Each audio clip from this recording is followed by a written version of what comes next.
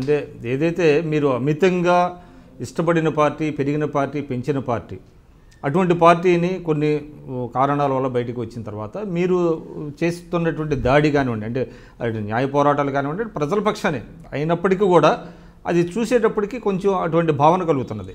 సరే, ఇప్పుడు తెలంగాణ రాష్ట్ర సమితిలో మేము పోరాడినప్పుడు తెలంగాణ రాష్ట్రం వస్తే తెలంగాణ ప్రజల బతుకులు మారిపోతాయి, తెలంగాణ ప్రజల ముఖ చిత్రం మారిపోతుంది, తెలంగాణ ఉద్యమంలో మమ్మల్ని వ్యతిరేకించినటువంటి ద్రోహులంతా రాజకీయానికి దూరం అవుతారని అనుకున్నాం సార్. తెలంగాణ ఉద్యమంలో నన్ను కొట్టిన తలసాని శ్రీనివాస్ యాదవ్ ఇలా కేసీఆర్ పక్కన కూర్చుంటాడు సార్.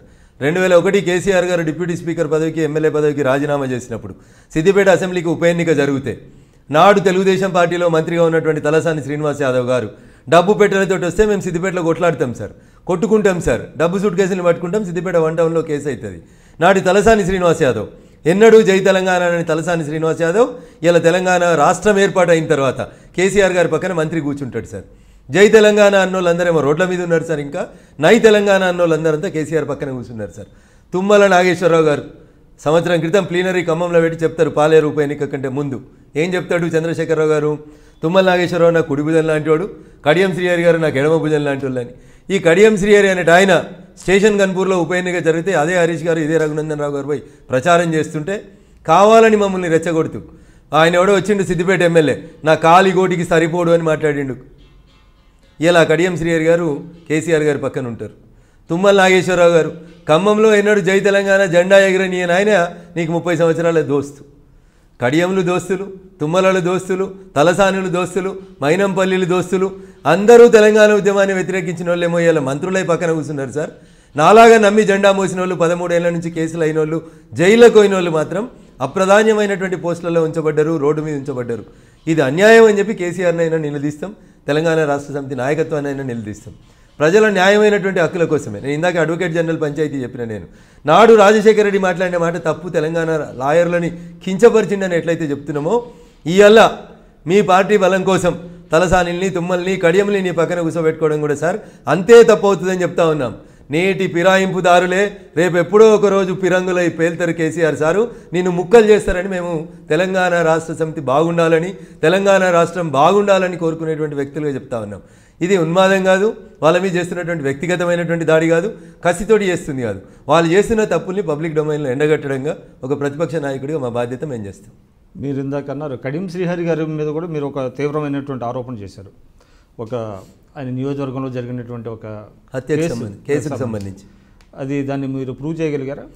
సరే, ఇప్పుడు రాజకీయాల్లో ఉన్నప్పుడు ఎస్ఐల పోస్టింగ్లు, సిఐల పోస్టింగ్లు, డిఎస్పీల పోస్టింగ్లు, అధికారంలో మంత్రివారు తెలుగుదేశం పార్టీలో దేవాదుల శంకుస్థాపనకి హెలికాప్టర్లో పూజారిని తీసుకుపోయినటువంటి మంత్రి, దేవాదుల ఏడగట్టాలను ఎందుకు గట్టాలనో తెలియని చంద్రబాబు నాయుడు గారి నాయకత్వంలో 2001 ఏప్రిల్ 27న తెలంగాణ రాష్ట్ర సమితి అనేటువంటి పార్టీ ఆవిర్భావం జరిగితే జూన్లో స్థానిక సంస్థల ఎన్నికలు రాబోతున్నాయని, అగమేఘాల మీద తెలంగాణకు నీళ్ళు ఇస్తామని, ఆ నీళ్ళ కోసం గోదావరి మీద ఏదో ప్రాజెక్టు కడతామని, దాని పేరు దేవాదుల అని చెప్పి ఆ అడవిలో ఏడ పూజ చేయాలనో కూడా తెలియకుండా నాడు నీటిపారుదల శాఖ మంత్రిగా ఉన్న కడియం శ్రీహరి గారు ఓ పూజారిని తీసుకుపోయి హెలికాప్టర్లో పూజ చేసి వచ్చి 15 ఏళ్ళు చేసిరు సార్ ఆ ప్రాజెక్టు.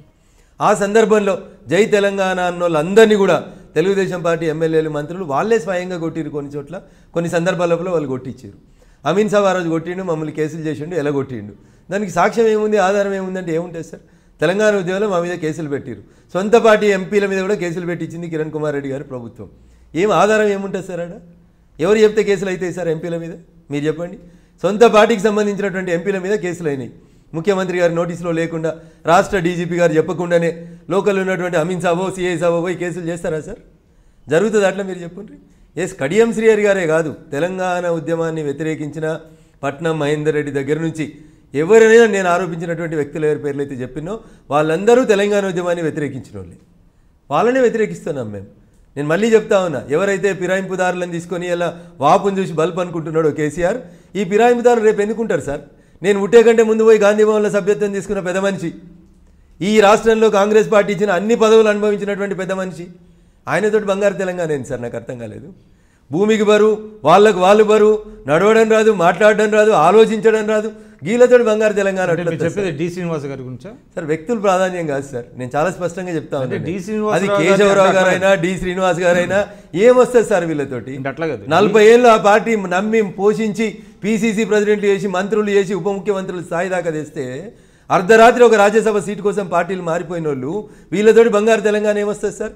రేపు టీఆర్ఎస్ బలహీనపడి భారతీయ జనతా పార్టీ బలపడి ఇంకో 10 ఏళ్ళు ఈ దేశాన్ని భారతీయ జనతా పార్టీ ఏలుతుంది అనే విశ్వాసం కలిగిన మరుక్షణం మీరన్న ఆ డి శ్రీనివాస్లో కేశవరావులో ఆ టీఆర్ఎస్లో ఉంటారని మీరు అనుకుంటున్నారా sir? Kindly subscribe to I dream news.